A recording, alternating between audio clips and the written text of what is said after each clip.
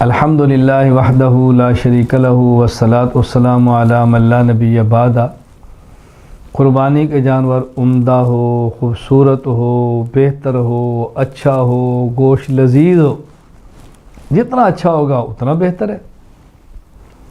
ہمارے بعض غلط فہمی ایسی ہیں کہ جانوروں کی قربانی میں بعض خوبیاں ہیں، لوگ اس کو عیب سمجھتے ہیں۔ یعنی عام حالت میں کسی جانور میں ایک عیب ہو تو لوگ سمجھتے ہیں شاید یہ قربانی کے اندر بھی عیب ہوگا۔ وہ کیا چیز ہے؟ جانور کا خصی ہونا۔ خصی جانور کی قربانی دینا جائز ہے، خصی جانور کی قربانی کرنا ثابت ہے۔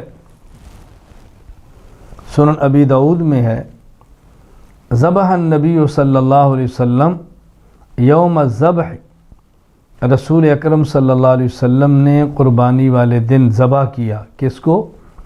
کبشین اقرنین املحین مجعین۔ اللہ اکبر۔ جانور جس کے دو سینگ ہیں، موٹا تازہ ہے اور خصی ہیں۔ تو رسول اکرم صلی اللہ علیہ وسلم خصی جانور کو ذبح فرما رہے ہیں، تو خصی جانور ذبح کرنا قربانی میں کیوں جائز نہیں ہوگا؟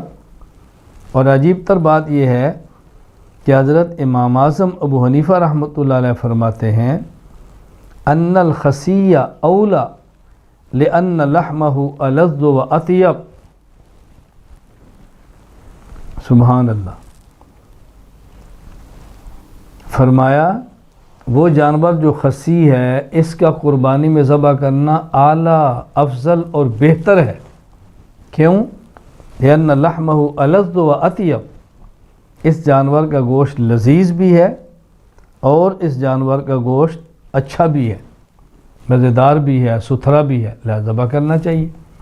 تو جانور کا خصی ہونا یہ وہ عیب نہیں کہ جس سے قربانی نہ ہو، بلکہ اس کی یہ خوبی ہے کہ جس میں قربانی کے لیے جانور دوسروں سے بھی بہتر ثابت ہوتا ہے، اس لیے خصی جانور کو قربانی کرنا جائز ہی نہیں بلکہ بہتر ہے۔ وآخر دعوانا الحمدللہ رب العالمین۔